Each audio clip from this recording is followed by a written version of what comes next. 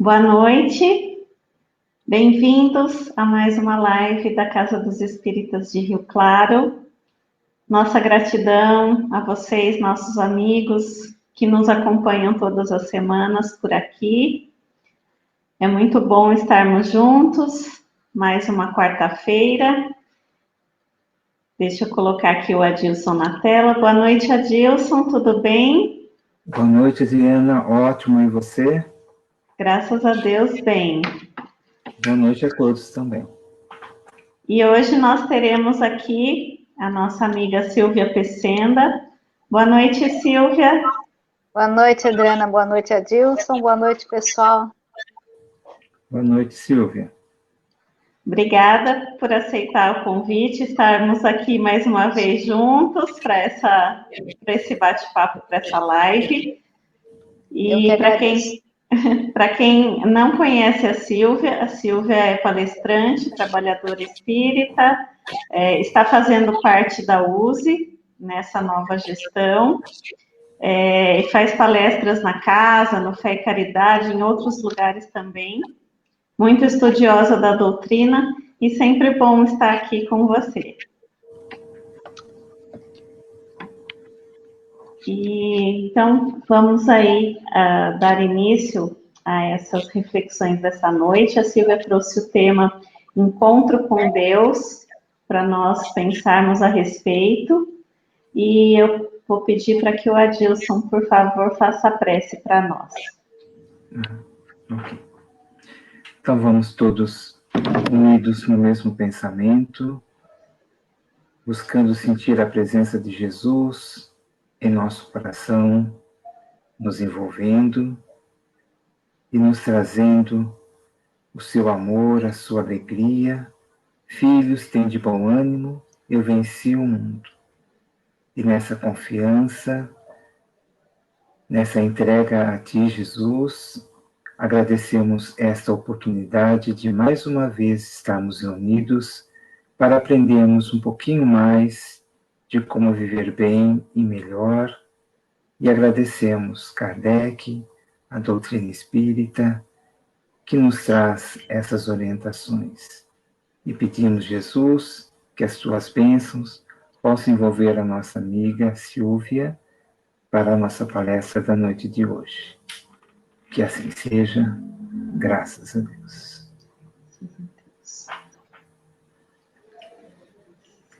Silvia, então, fique à vontade. Obrigada. Até daqui a pouco, Silvia. Até mais, pessoal. Rezem por mim. Pode deixar. Boa noite, pessoal, mais uma vez. Prazer estar aqui, né, de novo. A gente compartilhando. Compartilhando aquilo que eu descobri, tá, pessoal? O tema Encontro com Deus não é algo que eu viva plenamente, estou ainda nesse processo de aprendizado, de descoberta. Então, o que eu trouxe para vocês é fruto das minhas pesquisas. Lógico, eu sempre trago aquilo com o qual eu concordo, com o qual eu me identifico, mas é fruto da minha pesquisa e eu gostaria de compartilhar com vocês, né? Então, a gente vai... outra coisa, pessoal, eu estou aqui, né, num ambiente da minha casa e nós adotamos um filhote, assim, estrado bastante prejudicado. Agora ele já está fora de perigo, mas ele está, assim, carente ainda, inseguro, dependente, está aqui comigo. E se ficar longe de mim, né, fica chorando, latindo. Então, se eu precisar parar alguma coisinha que aconteceu alguma coisa, chamar meu marido, mas o script está aqui, eu não perco não, tá bom? Mas é isso daí. Vamos lá. Então, eu gostaria de iniciar a preleção da noite falando do escritor e poeta Rabindranath Tagore. Ele nasceu em 1861 e faleceu em 1941. Então, Tagore, ele é da Índia, ele estudou literatura na Universidade de Londres, Inglaterra. E quando ele voltou para seu país, ele colaborou em jornais e revistas, porém ele se destacou em inúmeras outras obras ganhando o Prêmio Nobel de Literatura em 1913. Tagore, ele faz parte daquele movimento modernismo ou pós-modernismo, em que os poetas deixaram de usar as métricas ou qualquer regra de composição, justamente para que a sua poesia pudesse fluir de forma mais natural, de forma mais livre. Então, esse foi Tagore em vida. Através da psicografia de Divaldo Pereira Franco, o espírito Tagore ditou 3 obras intituladas Estesia, Filigranas de Luz e Pássaros Livres. Só que mantendo nessas 3 obras o mesmo estilo, né, o mesmo característico estilo, a mesma maneira de escrever, a mesma inspiração que ele manteve quando ainda estava encarnado no nosso mundo. Mas eu gostaria de compartilhar com vocês uma particular experiência e interpretação minha. Quando eu estava lendo a obra Filigranas de Luz, de poesia, eu não sou muito ligada em poesia, mas eu fui uma vez num seminário do Divaldo Pereira Franco e ganhei esse livro. E eu estava lendo, gosto, mas não é dizer que eu adoro ler, que eu sempre estou lendo poesia. Não. Mas quando eu estava lendo essa obra, Filigranas de Luz, a poesia de número 32, ela tocou a minha percepção de uma forma muito intensa, de uma forma muito marcante. Por quê? A suavidade, a delicadeza, a sutileza e, ao mesmo tempo, a intensa profundidade dessa poesia sugere a busca de Deus e o encontro com ele, ou com essa força ou inteligência maior que se mantém presente no imaginário das pessoas desde a antiguidade e que, de uma forma ou de outra, Deus, ou essa força, ou essa inteligência, está presente em todas as crenças religiosas. Mas se eu apresentar a poesia agora, no começo, talvez, né, porque quando a gente começa a palestra, a gente fica meio tenso, a gente fica meio, né, preocupado em que tudo corra bem. Talvez eu não vá conseguir expressá-la com a respeitosa emotividade de que ela se faz credora. Então, eu vou desenvolver a palestra e aí, no final, eu apresento. Mas eu já vou avisando, pessoal, toda vez que eu leio essa palestra, essa poesia, eu choro. Eu não consigo me segurar, eu choro. Então, vamos ver se no final eu consigo, né? Estou me trabalhando para não chorar. Mas vamos lá. Para mim, ela é muito emocionante e é algo extremamente intenso. Mas vamos à palestra. Dando sequência, né? Eu vou apresentar para vocês mais outra história de um indiano muito conhecido, muito famoso. E essa história consta da obra A Mãe que Desistiu do Céu. Essa obra foi escrita por Mário Boari Tamassia. O seu Mário, ele era da cidade de Campinas, ele já faleceu. E só comentando uma coisa com vocês, quando eu entrei no meu emprego em 1983, eu entrei na cidade de Campinas. Fiquei lá 4 anos e meio depois que eu vim para Rio Claro. E uma colega, né, do meu trabalho, sabendo que eu era espírita, me levou e eu assisti na casa do seu Mário Tamassia 3 reuniões mediúnicas. Então, eu guardo dele muitas boas recordações. E foi muito legal, porque eu descobri essa história que encaixou com a minha palestra, né? Então, isso foi outra coisa que me emocionou bastante, do seu Mário. Então, nessa obra, conta-se, né, que Mahatma Gandhi, né, Mohandas, né, era o nome dele, mas Mahatma Gandhi, nascido em 1869, falecido em 1948, quando ele viajava pelo país para disseminar o seu conceito, né, de paz, para disseminar a paz ou essa união entre o povo indiano, ao passar pela zona rural, ele sempre conversava com os camponeses e eles eram pessoas humildes e, segundo o seu Mário, ele escreveu assim: tostados de sol e calejados na faina agrícola. E Gandhi, ao verificar o quanto eles eram serenos, eles eram humildes, trabalhavam com dificuldade, de sol a sol, mas o quanto eles eram serenos, ele perguntava assim para eles: quem é o feliz príncipe ou governador desta região? Ele queria saber quem é que administrava aquela região, o pessoal está tão bem. E eles respondiam assim: não sabemos e nunca nos preocupou isto. Sabemos apenas que existe um governo, porque para nós são oportunas e suficientes as suas providências.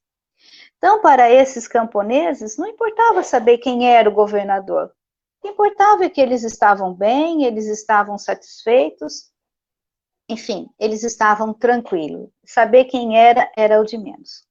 Então, mediante essa resposta, Gandhi elogiou eles, né, por essa irrestrita confiança, e aí o seu Mário escreveu que Gandhi fez uma luminosa reflexão. Abre aspas, palavras de Gandhi.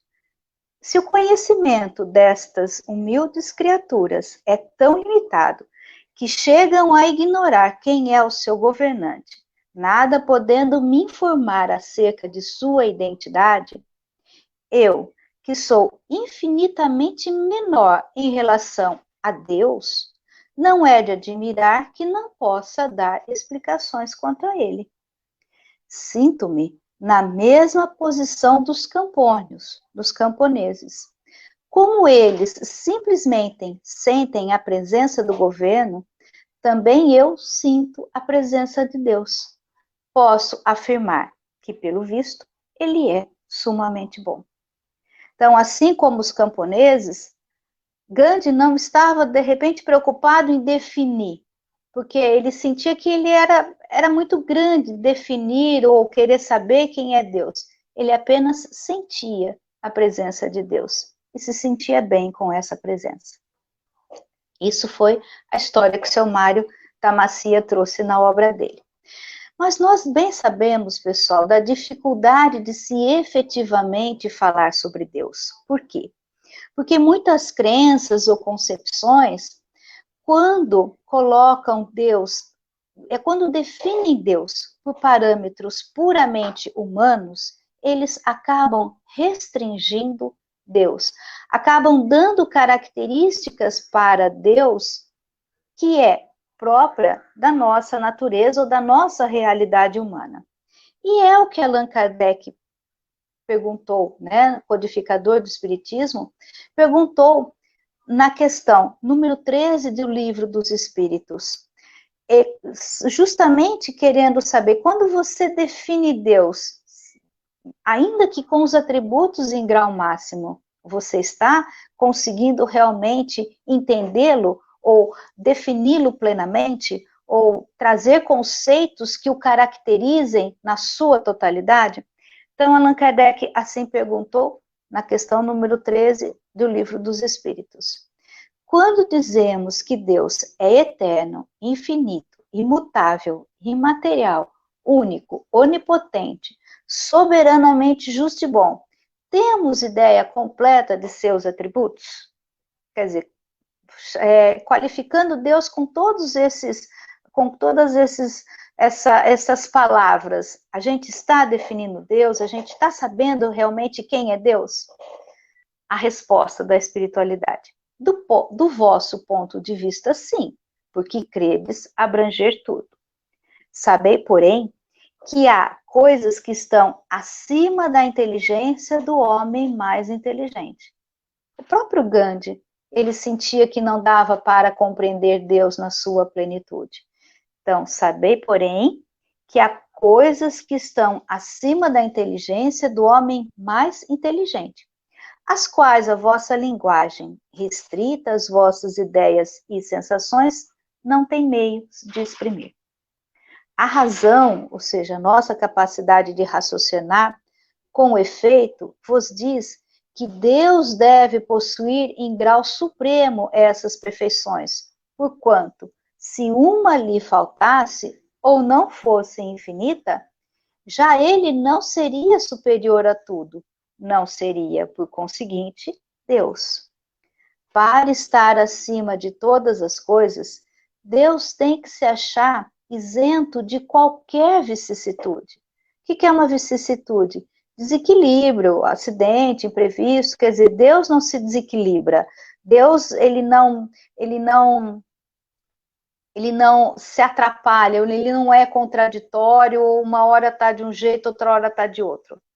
Para estar acima de todas as coisas, Deus tem que se achar isento de qualquer vicissitude e de qualquer das imperfeições que a imaginação humana possa conceber.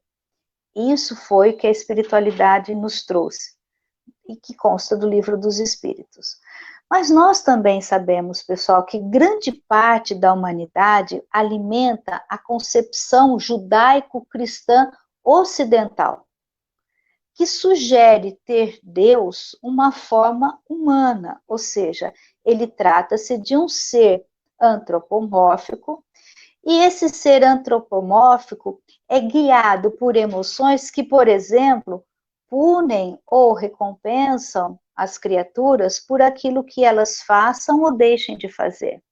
Então, por conta disso, muitas são as pessoas que tanto aceitam o Jeová Jiré dos exércitos constante do Antigo Testamento, como sendo Deus, né, o Jeová Jiré, como também o Deus Pai misericordioso apresentado por Jesus no Novo Testamento. Só que esses dois deuses, o Deus do Antigo Testamento, ele não é o mesmo Deus do Novo Testamento. E as pessoas, muitos, acreditam nesses dois deuses. E aí, abordando sobre esse Deus de índole punitiva, de índole que se ira, que se revolta, que manda matar, constante do Antigo Testamento, que era. A gente tem que entender que o Antigo Testamento, segundo o entendimento espírita, a exegese espírita, o Antigo Testamento, ele tem a sua validade, porque ele traz a concepção que aquelas pessoas daquela época tinham em relação a Deus. Com Jesus, que essa concepção já é outra, porque Jesus entendeu que ele podia nascer numa época em que fosse possível apresentar um Deus cuja teologia já estava se desenvolvendo desde Moisés até quando ele pôde vir. Então, essa concepção de Deus no povo hebreu, ela foi se construindo através do tempo. E quem lê o Antigo Testamento, estuda o Antigo Testamento, sobretudo na parte cronológica dele, assim, na sequência dos livros, à medida que eles foram sendo compostos, percebe que a teologia próxima de Jesus, ela é completamente diferente, por exemplo, da teologia próxima de Moisés. Então, quem estuda o Antigo Testamento percebe também essa evolução na concepção de Deus. Mas, abordando, né, sobre esse Deus de índole punitiva, que muitos ainda acreditam, o escritor espírita, médico, mineiro Andrei Moreira, ele também já foi presidente da Associação Médico Espírita de Minas Gerais, tá? Então, o Andrei Moreira, na obra Cura e Autocura, pessoal, esse livro é sensacional. Ele escreve muito tranquilo, muito didático, mas é um livro muito bom. Se vocês tiverem a oportunidade de ter, de ler, de comprar, Cura e Autocura. Então, no capítulo 3, Andrei Moreira assim escreve: o temor do pecado assola a maioria das criaturas, e a consciência do amor infinito de Deus ainda é patrimônio de poucos. Ou seja, muitos de nós ainda não sentem realmente o quão infinito é o amor de Deus em relação a nós. Aí ele exemplifica. E isso é uma coisa que acontece entre os espíritas, porque eu percebo. a própria visão da lei de ação e reação, dita karma pelos leigos, né? Então, falar, é meu karma, eu estou sofrendo isso porque é o meu karma. A própria lei de ação e reação apresenta-se como um movimento de pagamento pelos erros passados. Essa visão, que atesta parte da verdade, mas não a verdade integral, vem da visão apresentada pelo Antigo Testamento de um Deus que ira e se vinga com frequência, marcando aqueles que agem contrariamente à sua vontade. Então, muito embora Jesus já tenha trazido uma outra concepção de Deus constante do Novo Testamento, muitos de nós, inclusive espíritas, ainda trazemos ali no inconsciente ou no próprio consciente a ideia de um Deus punitivo. E vemos na lei de ação e reação não como um processo educativo, mas um processo realmente de punição, de castigo. Mas vamos lá. O Espiritismo, na primeira questão do Livro dos Espíritos, define Deus como sendo a inteligência suprema, causa primária ou causa primeira de todas as coisas. Depende da tradução, causa primária ou causa primeira. E quando caracteriza Deus com todos os atributos em grau máximo que a nossa concepção humana consegue produzir, a doutrina espírita postula que Deus não se afeta, por exemplo, pelas agressões, pela ira, ou mesmo pela revolta das pessoas, das criaturas humanas contra ele. E ele nem mesmo se ressente dos nossos erros. Porque Deus nos educa através de leis físicas e morais perfeitas e imutáveis. É essa a concepção de Deus que a doutrina espírita nos ensina. Se eu amo Deus ou se eu não amo Deus, se eu acredito nele ou se eu não acredito, o amor dele em relação a mim não se afeta por conta disso. O seu amparo, a sua providência não vai ser nem maior e nem menor, nem maior e nem menor por conta disso. Ainda de Andrei Moreira, né, na obra Cura e Autocura. A visão do Deus cruel preenche o homem de temor. E olha que interessante, pessoal. E o desconecta do sentimento inato da presença do Pai. Todos nós nascemos já com essa presença de Deus dentro de nós. Só que essa visão de um Deus punitivo, de um Deus que castiga, de um Deus que nos ama ou nos odeia, faz com que nós perdemos essa sintonia com algo que já trazemos, quando aqui reencarnamos. Aí ele vem. O homem clama por Deus. A criatura anseia o colo do Criador com a mesma intensidade que a criança pequenina anela o seio materno, onde encontra a fonte de nutrição e de afeto que a permite crescer e desenvolver-se com equilíbrio. O medo do pecado impede o homem de um contato mais profundo com o Pai. Olha que interessante, pessoal. Quando se a gente se acha em erro, eu não sou perfeita, eu não sou tão evoluída, que são alguns clichês ou alguns termos que os espíritas se utilizam, inconscientemente nós nos sentimos desamparados de Deus, por Deus. Nós não acreditamos que Ele vai nos socorrer. É como se a gente se fechasse no nosso próprio conflito, no nosso próprio medo, no nosso próprio erro, na nossa própria vergonha, e não nos abríssemos para Deus. Esse algo, essa força, esse poder, que já nos conhece perfeitamente, porque nós somos criatura dele, nós somos filhos dele. Ele já está dentro de nós através dessa herança espiritual que todos nós trazemos.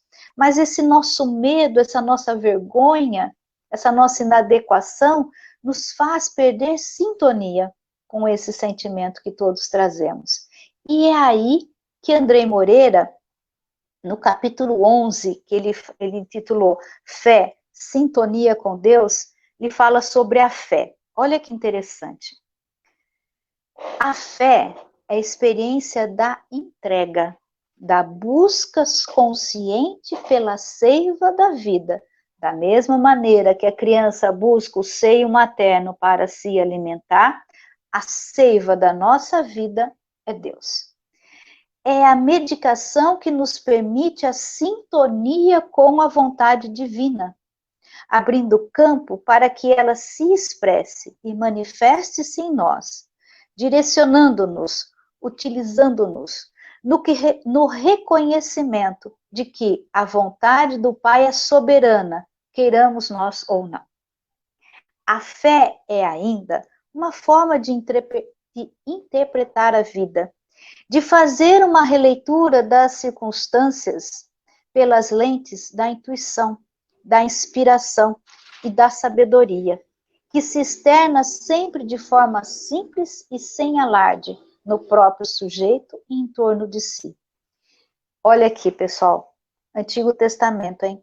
Desenvolvê-la, essa fé, é curar a alma da angústia, da separatividade que está expressa no símbolo de Adão e Eva.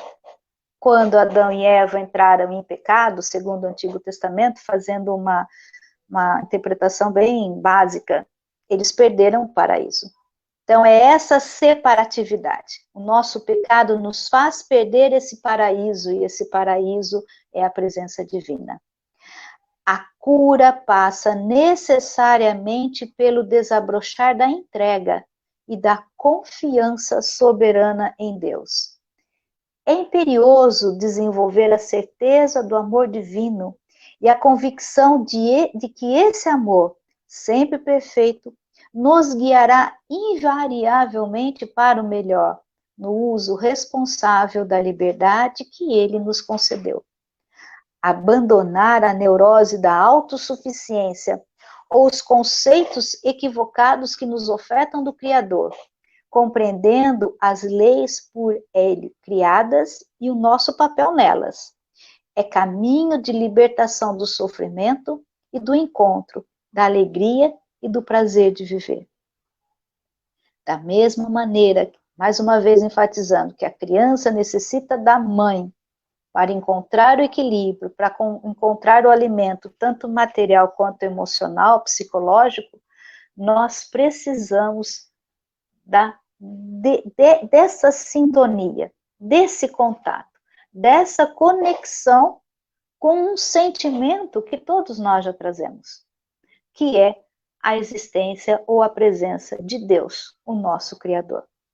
Então, mais uma vez enfatizando, essas palavras encontram-se no livro Cura e Autocura, de Andrei Moreira, no capítulo 11, intitulado Fé, Sintonia com a Vontade Divina. Eu falei sintonia com Deus? Não. Sintonia com a vontade divina. E através dos vários ensinos, inicialmente disponibilizados pela doutrina espírita, codificada por Allan Kardec, e na sequência, pela literatura vinculada à doutrina espírita, produzida por muitos médios, pesquisadores e escritores, nós podemos compreender Deus como sendo o autor e o regente, tanto do universo material quanto espiritual. Também, Deus é o responsável pelo estabelecimento de leis e de regras que tanto dirigem o cosmos, o universo, como o destino dos seres que ele criou, cuja criação é infinita. E quanto à sua providência, né, quanto ao seu amparo, à sua sustentação, ainda que não sentida efetivamente por muitos deístas, ou seja, por muitos daqueles que acreditam em Deus, a resposta da questão 21 do Livro dos Espíritos nos apresenta Deus como sendo um modelo de amor e de caridade. Então, é muito interessante, pessoal, a gente ler o começo do Livro dos Espíritos. Lá ele traz aquilo que Allan Kardec conseguiu obter dos espíritos superiores com relação a Deus, muito embora eles deixando bem claro que tudo aquilo que estava sendo dito, escrito, não correspondia à totalidade, mas só esse começo, se nós nos apegássemos a esse começo do Livro dos Espíritos e realmente compreendêssemos, realmente conseguíssemos refletir, usando a razão para a compreensão dos nossos sentimentos de separatividade em relação a Deus, se nós realmente estudássemos com afinco ou de uma forma mais profunda, só essa primeira parte, essas primeiras questões do Livro dos Espíritos já nos ajudariam bastante nesse sentimento em relação a Deus, nosso em relação a esse poder maior.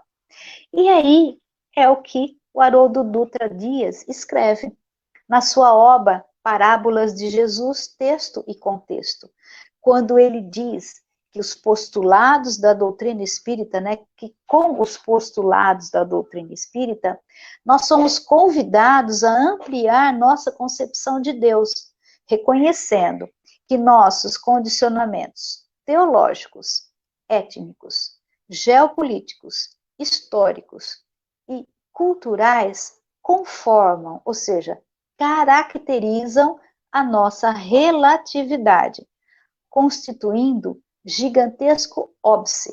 O que é um óbice? É um obstáculo, é uma barreira à apreensão da divindade.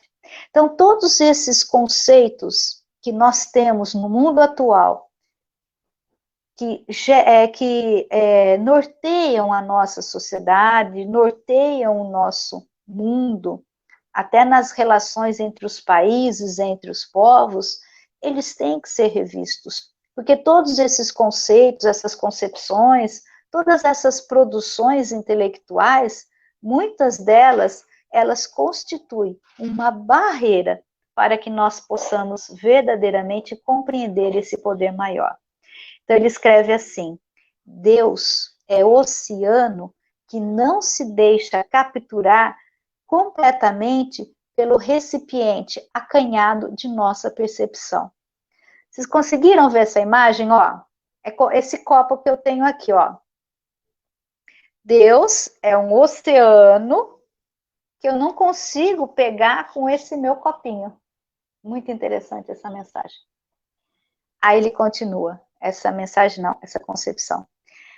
É criador das nebulosas, das galáxias, dos trilhões de sóis e de seus respectivos mundos. É Senhor das estrelas. Entenderam o tamanho de Deus que Haroldo Dutra Dias tentou nos passar? E que ainda é pouco, mas ele já deu uma ampliada nessa nossa percepção, né, do tamanho de Deus. Bom, mas aí, pessoal, como é possível nos entregarmos a essa inteligência maior? Como é que é possível nos colocarmos, entre aspas, no colo dessa inteligência maior? Através do nosso contato mental, caracterizado pela sintonia e pela sensação de unidade.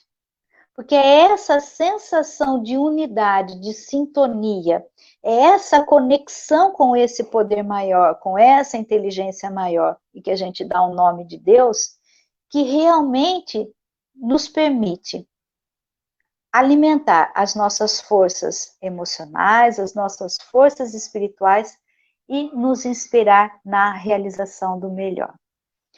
Aí eu achei outras considerações do psicólogo e escritor espírita Gelson Luiz Roberto. Existe uma obra chamada Refletindo a Alma, a Psicologia Espírita de Joana de Ângeles. O que é essa obra?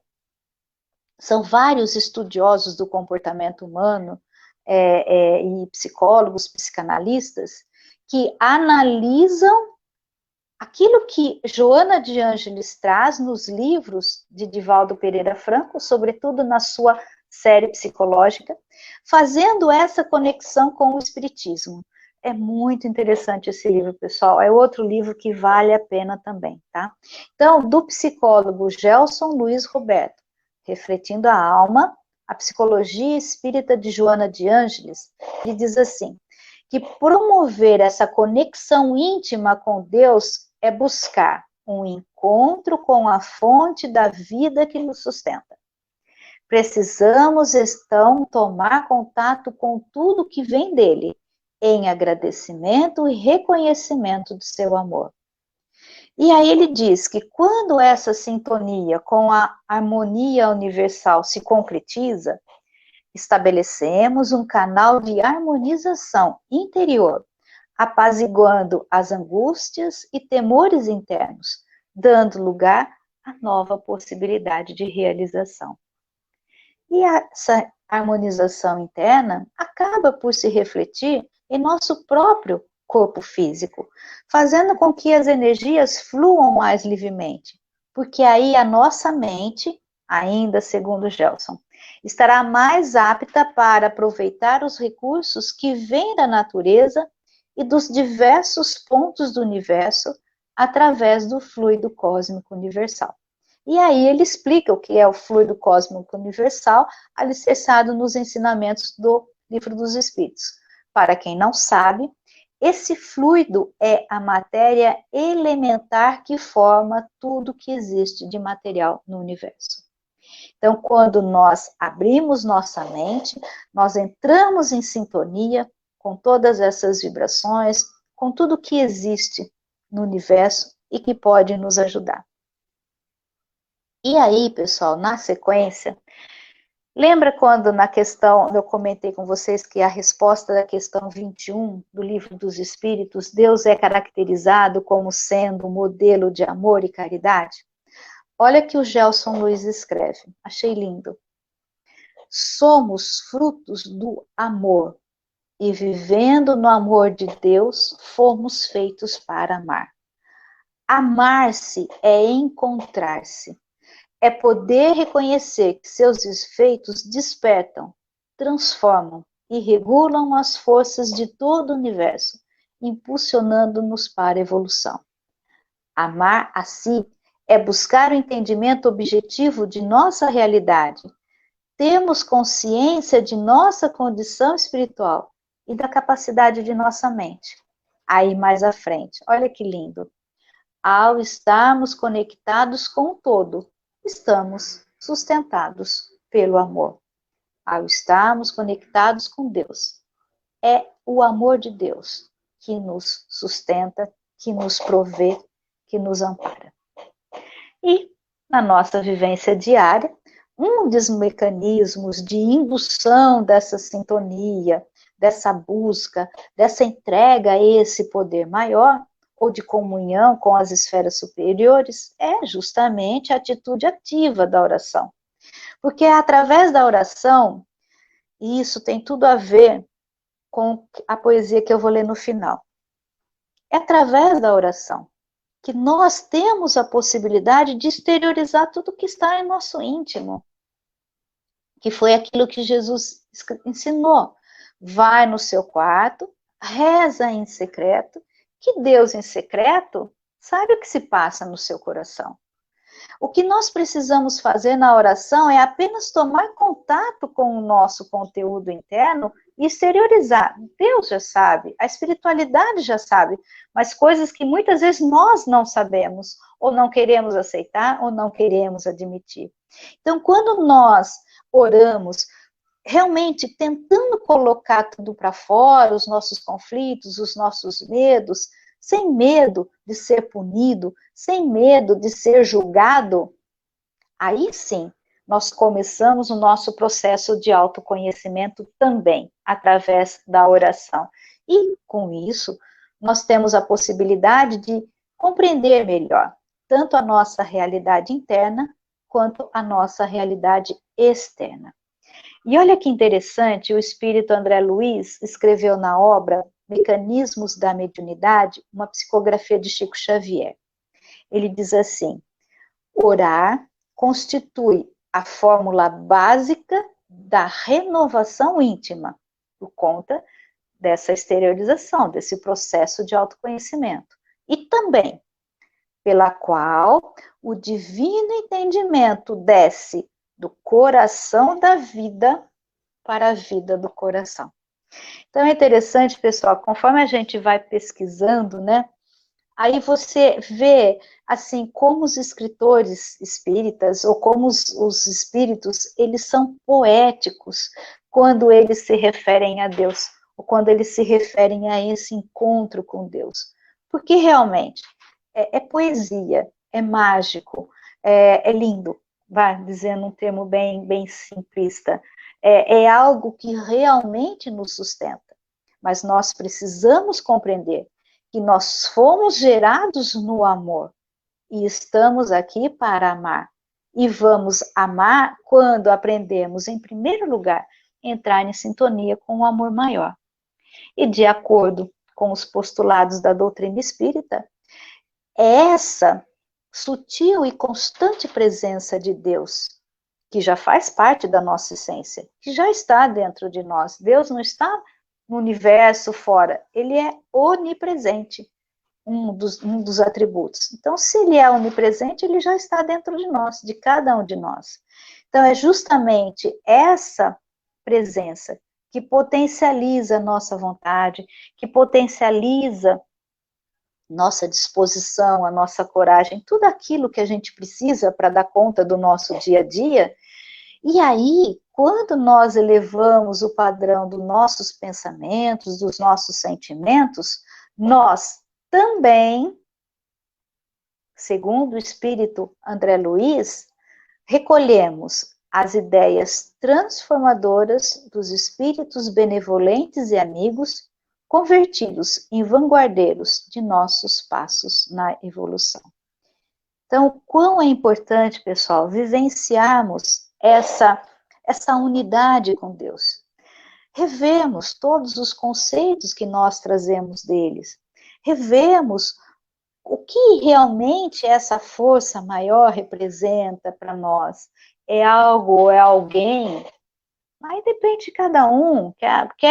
Se você se acha melhor enxergar Deus como uma figura antropomórfica, que seja. O importante é essa conexão. O importante é essa união. O quão importante é essa entrega? O quão é importante nós nos conscientizarmos de como está o nosso sentimento em relação a Deus. Bom, então, procurei desenvolver todos esses assuntos, pincelando justamente aquelas coisas que me tocaram mais o coração nessa pesquisa, e procurando apresentar Deus, essa força maior, de uma forma mais acolhedora, mais compassiva. Agora sim, para finalizar, eu vou ler a poesia de número 32 da obra Filigranas de Luz, ditada pelo espírito Rabindranath Tagore, ao médium Divaldo Pereira Franco, que de uma forma muito suave, muito delicada, muito sutil e extremamente profunda, nos fala dessa busca de Deus e de uma confiante entrega ao seu amor. Vamos lá, gente, eu vou me segurar, mas se eu chorar, vocês relevem. Então, vamos lá. Muito longe de minhas tribulações, reservei um recanto para falar contigo, Senhor meu e Rei de minha vida. Cerquei-o de cuidados e carinhos, cobrindo de alegres promessas, para que ali desabrochassem flores puras, na virgem floresta selvagem de minha existência. Onde ninguém nos visse, comentando assim a ousadia de minha boca, cantando junto de teu ouvido. Trago com avareza melodias tristes, compostas com notas de silêncio, escritas em papel descolorido pela luz. Nunca as ouviu ninguém, porque foram geradas na dor do meu peito, só para a tua complacência. Por isso, reservei um recanto para falar contigo. Muitos me dizem, o trovão gargalha dos fracos, rasgando as nuvens que se desfazem chorosas, onde escondes a tua fúria desesperado.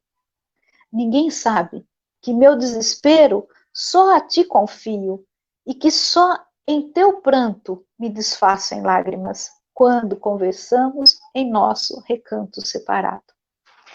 Por que sorris na noite, se caminhas com a lâmpada apagada? Perguntam os transeuntes com revolta na voz. Em nada lhes digo.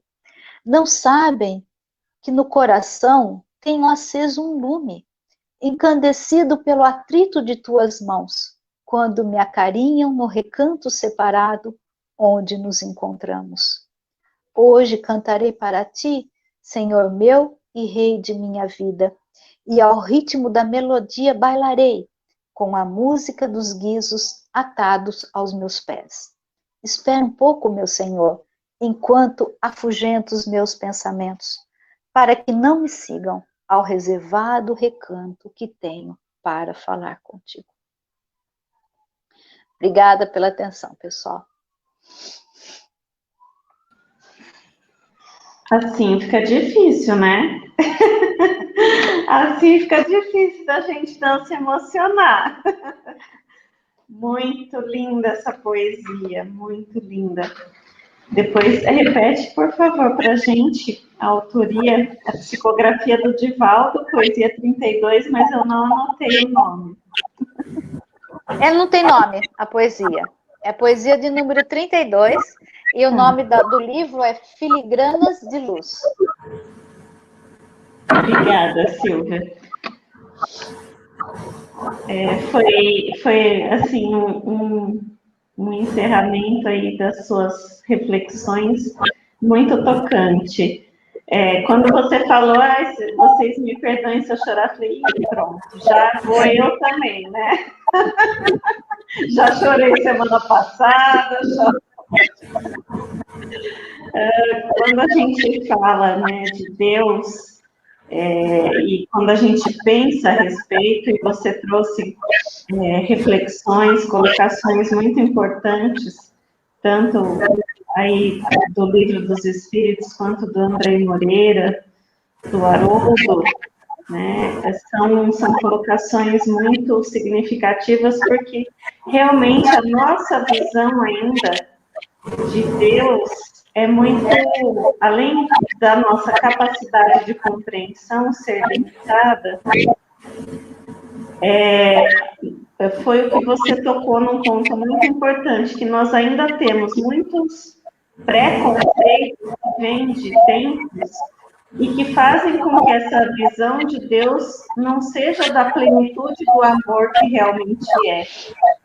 Então, isso foi muito bacana, porque foi, na semana passada, a gente também refletiu sobre essa questão do amor, do auto-perdão, do compreender-se, né? E dessa questão que envolve a nossa crença nessa força superior. Então, e hoje você vem falar de tantas coisas assim importantes para a gente pensar, e principalmente para a gente sentir, né? Que é o que você falou. Deus, nós já nascemos com essa consciência de que Deus está dentro de nós e nós nos afastamos disso ao longo da nossa vida, né? Então, assim, agradeço imensamente pelas reflexões que você trouxe para nós, Silvia. E o interessante, né, que é bem isso assim, à medida que a gente vai conhecendo a verdade vai nos libertando.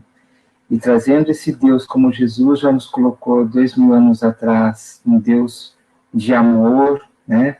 O Deus Pai, o Deus que nos ama e não que nos pune.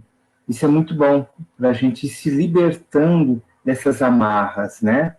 E aí, durante a sua palestra, eu lembrei também da música que Gilberto Gil canta, muito linda. Se eu quiser falar com Deus, tenho que afrouxar os nós dos sapatos, da gravata, ou seja, tirar o cerimonial, né, e ter esse contato com Deus Pai, Deus amigo, né, que a gente sinta Ele no coração da gente, porque por mais que a gente tente colocar uma definição de Deus, fica difícil, porque a gente não consegue.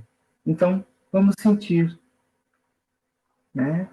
Isso foi muito bom, foi muito uma boa reflexão para a gente. A gente agradece muito. Eu que agradeço. E nós agradecemos a você mais uma vez, Silvia, agradecemos aos amigos aqui nos acompanhando, que mandaram o seu boa noite, as suas mensagens. Para nós é muito gratificante estarmos aqui conectados, refletindo, falando de coisas da espiritualidade que são, na verdade, a nossa essência e que no dia a dia da nossa rotina nós acabamos deixando de lado. Então, a nossa gratidão por estarem aqui conosco. Na próxima semana nós estaremos aqui com a Roberta Honório, e desejamos a vocês, a você, Silvia, a você, Adilson, uma noite abençoada, uma semana com muita saúde, muita proteção, e que possamos aqui estar de volta na próxima quarta, com muita alegria, envolvidos por esse amor divino. Um beijo no coração de cada um. Tchau, pessoal, boa noite. Obrigada. Um beijo a todos, uma boa noite a todos.